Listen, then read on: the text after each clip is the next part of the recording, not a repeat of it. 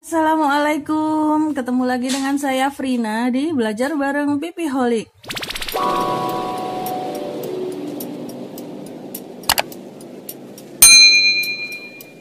Nah, kali ini kita mau ngobrolin soal iPin.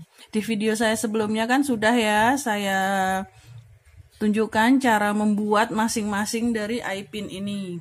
iPin itu apa? iPin itu biasanya dipakai untuk mengakhiri.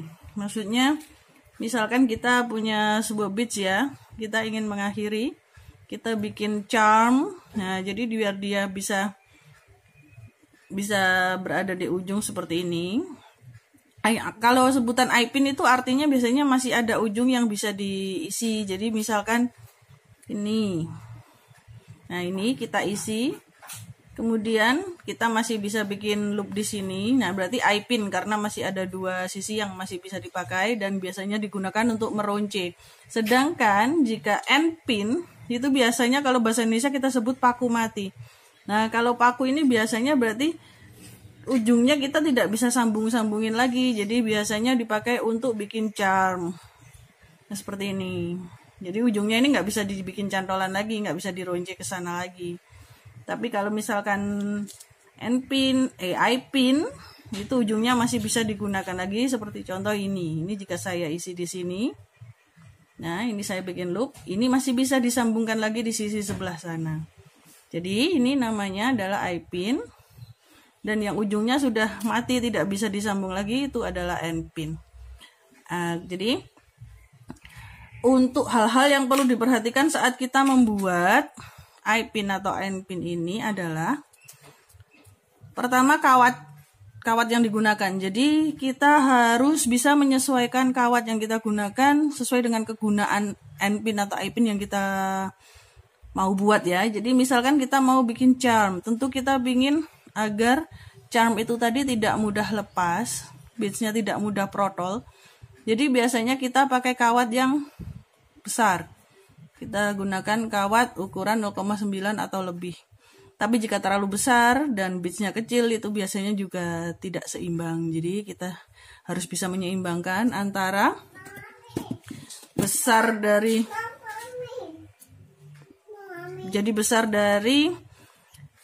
kawatnya, ukurannya sama besar beadsnya kita harus bisa seimbangkan. Kemudian kalau misalkan desain N-pin yang ingin dibuat, misalkan kita buat sederhana seperti ini. Ini sangat memungkinkan jika kita menggunakan kawat besar. Namun, jika ingin membuat yang seperti ini, apalagi jika menggunakan kristal atau batu atau beads yang berukuran kecil, tentu kita menggunakan kawat yang lebih kecil juga. Jadi ini saya gunakan 0,8 karena saya memerlukan banyak sekali bentuk. Dan jika saya gunakan ukuran 1, saya akan memiliki kesulitan dalam membentuknya. Namun apabila kalian memang mampu membentuk ukuran 1 dengan detail sekecil ini dan sebanyak ini tekukannya, silahkan. Dan perhatikan juga penggunaan beadsnya. Jika penggunaan beadsnya dia kecil, jangan gunakan kawat yang terlalu besar. Karena kalau kristal, dia malah bisa merusak kristal kalau kita tidak hati-hati. Sedangkan apabila ini terlalu kecil kawatnya, sedangkan beadsnya terlalu besar, ada resiko nanti bentuk ini akan mudah berubah atau bahkan bisa penyok dan itu sangat merusak hasil akhir kita. Apalagi jika sudah ditangankan customer ya. Tentu kita tidak ingin aksesoris atau perhiasan yang kita buat akan mudah rusak di tangan customer. Karena kita tidak akan pernah tahu customer kita orang yang gati atau rapi atau peduli atau orangnya memiliki anak kecil. Jadi kita harus mengantisipasi hal-hal seperti itu. Karena hal-hal seperti itu hal-hal yang kita tidak bisa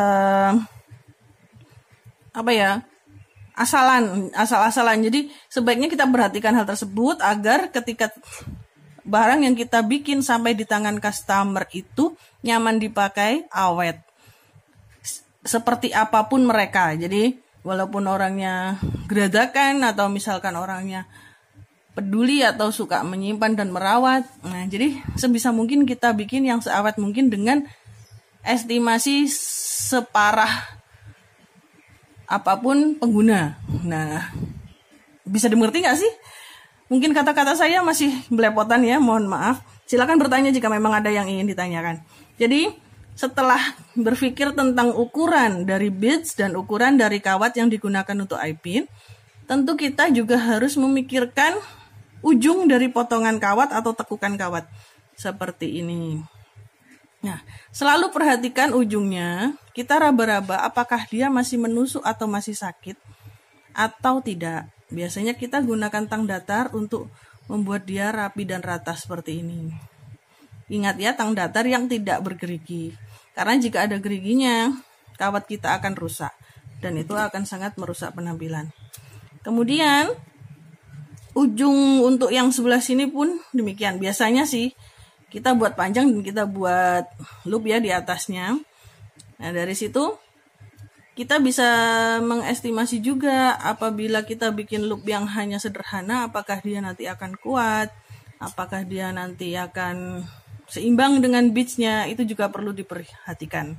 Plus, meminimalisir luka pada kawat. Bentuk-bentuk ini bisa dikatakan bentuk-bentuk yang lumayan membutuhkan penggunaan tang ya, karena bentuk seperti ini kita tidak bisa gunakan tangan biasa atau tangan kosong, jadi kita harus menggunakan tang. Nah, sedangkan apabila kita menggunakan tang pembulat saja, kita merapikan, misalkan kita ingin merapikan ini, tapi kita lupa ganti tang, kita pakai tang pembulat. Nah, lihat, akan ada bekas penyokan. Jadi yang tadi saya pencet pakai tang pembulat akan ada bekasnya. Jadi kalau memang niatnya untuk mengepres ini dan merapikan, kita gunakan tang datar.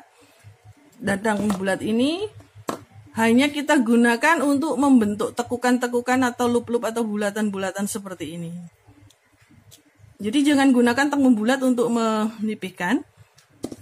Dan jika ingin bentuk yang bulat untuk membuat loop-loop, jangan gunakan tang datar karena permukaan luarnya ini apabila kita buat lilitan tidak akan berbentuk bulat. Oke, nah sampai detik ini mungkin hanya itu hal-hal yang perlu diperhatikan untuk membuat headpin dan eyepin. Jadi kita memperhatikan kawatnya, kita memperhatikan bentuk yang akan dibuat, serta kita memperhatikan ukuran dari beads yang akan kita pakai. Plus, kita juga harus memperhatikan ujung dari potongan kawat agar rapi, dan kita juga harus meminimalisir luka-luka pada kawat. Demikian tentang eyepin dan endpin. Kita selanjutnya akan beralih ke materi yang selanjutnya. Oke, sampai ketemu lagi dengan belajar bareng Pipiaholic materi selanjutnya. Bye-bye.